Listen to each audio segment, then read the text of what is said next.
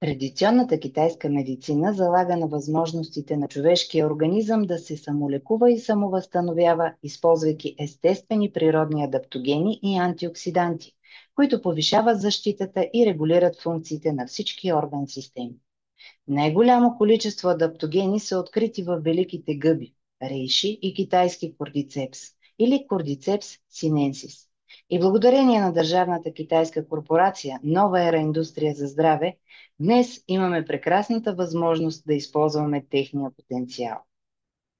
В природата съществуват около 200 вида кордицепс, но кордицепс синенсис, известен още като китайски кордицепс, императорската гъба или гъбата на дракона, заема лидерско място в китайската лекарствена книга заради уникалните си свойства. Той е известен на изток от близо 5000 години. В Тибет местните жители наблюдавали, че домашните животни, които ядат тази гъба, стават много силни и здрави и започнали да я включват като храна както при деца, така и при възраст. А днес китайския кордицепс е известен на официалната наука като мощна лекарствена гъба, адаптоген, имуномодулатор и нефропротектор. Учените смятат, че уникалният състав на гъбата се дължи на екологично чистите условия на средата, в които расте, и на особения цикъл на живот, който има. Това е платоядна гъба, която паразитира върху точно определен вид нощна пеперуда – хмеловия тънкопред, обитаващ региона на Тибетското плато при надморска височина над 3000 метра. През зимата зародишите на пеперудата живеят в почвата, където спорите на кордицепс проникват в тях и през пролета гъбата се оформя като растение, благодарение на жизнените сокове на личинките. В естествени условия кордицепса много трудно се събира, но поради неговата ефективност върху човешкото здраве, китайски учени дълги години разработват уникална технология за биологична ферментация, с която успяват да култивират неговия мицел. Това е жизненото тяло на гъбата, което носи нейните лечебни свойства и характеристики. След проведени щателни клинични изследвания, правителството на Китай одобрява използването на мицела на кордицепс синенсис в лечебните заведения като напълно ефективно, натурално оздравяващо средство. Кордицепс се използва за поддържане на ендокринната система при мъжете и жените. Стимулира имунните клетки, Т лимфоцити и макрофаги, както и секрецията и оттичането на лимфата, при което действието на Т лимфоцитите се увеличава двойно. Подобрява качествата на кръвта, стимулира образуването на кръвотворни стволови клетки и фибробласти в костния мозък. Поддържа функциите на далака. Уникалните компоненти в кордицепс активират работата на хипоталамуса, хипофизата, повишават синтеза на хормони и подобряват биохимичните и обменни процеси в организма.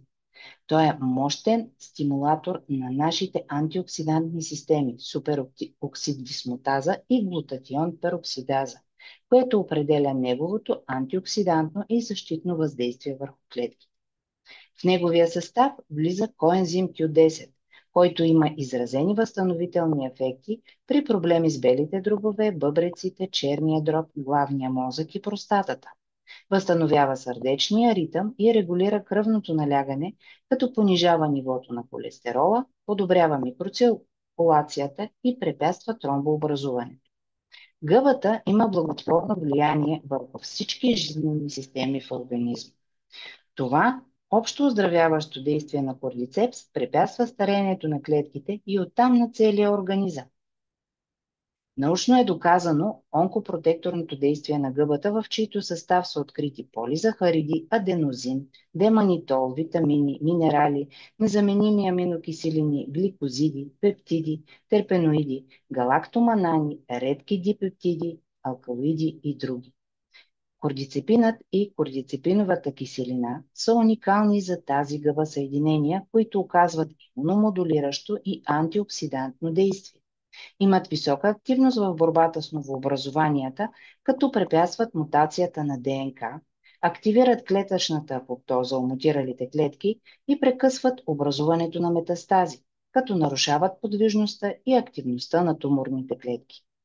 Полизахаридите подобряват работата на имунната система, регулират функциите на сърцето и черния дроб, подобряват метаболизма и микроциркулацията. възстановяват клетките на кожата и положително влияят върху кръвотворението. Деманитолът в кордицепс неутрализира свободните радикали и извежда прекисните съединения, забавяйки процеса на остаряване на клетките и техните мутации. А аденозинът регулира нивата на невротрансмитерите и функциите на надбъбречните жлези. Подобрява микроциркулацията в тъканите на сърцето, главния мозък и бъбреците. Минералите и витамините в гъбата допълнително подсилват ефектите от специфичните за кордицепс вещества за цялостно оздравяване на тялото. Основни свойства на китайския кордицепс на компания Нова Ера. Нормализация на имунните реакции. Както за повишаване на имунитета, така и за понижаване на излишната имунна реакция, например при трансплантация на органи. При белодробни проблеми, бронхит, пневмония, туберкулоза, астма. При възпаления и болести на отделителната система, цистит, пиелонефрит, бъбречно-каменна болест. При патологии на половата система, като възпаление и новообразование на простатата, матката и яйчниците. При занижена полова потенция и безплодие. Кордицепс се справя с вируси като херпес зостер, хепатит, грип. Ефективно потиска развитието на гъбични инфекции, папиломи, лишии и брадавици. Създава в организма неблагоприятни условия за живот на патогенни бактерии като пневмококи и стафилококи. Регулира ендокринните функции при автоимунни процеси като диабет, лупус, псориазис, тироидит на Хашимото. Отлично стимулира детоксикацията на клетъчно ниво, подобрявайки функциите на черния дроб и бъбреците. Съдейства за разтварянето на солите на тежките метали, остатъците от лекарствени препарати и неутрализира токсините на алкохола и тютюна. Показан е при сърдечно-съдови заболявания, особено в периода на рехабилитация след инфаркт и инсулт. За профилактика на онкологични заболявания по време и между курсовете на лъче и химиотерапия. Съвременната фармакопея на Китайската народна република казва, че кордицепс е като женшена, но с по-меко въздействие и е подходящ както за възрастни, така и за деца през всички сезони. Той съдържа всичко нужно за поддържане на чи, жизнената енергия и ин и ян баланса. Има силен подмладяващ ефект и поддържа активното дълголетие. Опаковката съдържа 100 капсули по 400 мг мицел от китайски кордицепс в желатинова обвивка. Препоръчваното количество за профилактика на ден е 6 капсули, разпределени в 2 приема по 3 капсули след хранене. В тези количества продукта е съвместим с медикаменти и биодобавки, като най-силно изразени оздравителни свойства проявява в съчетание с спорите от гъба рейши на китайската държавна корпорация Нова Ера Индустрия за здраве. При особени здравословни състояния, като бременност, кърмене, алергии към някои от съставките или други, се консултирайте с лекар. А за допълнителни въпроси потърсете добрия човек, който е споделил тази информация с вас, или лицензираните специалисти от екипа на Нова Ера Индустрия за здраве, лекари и нутриционисти.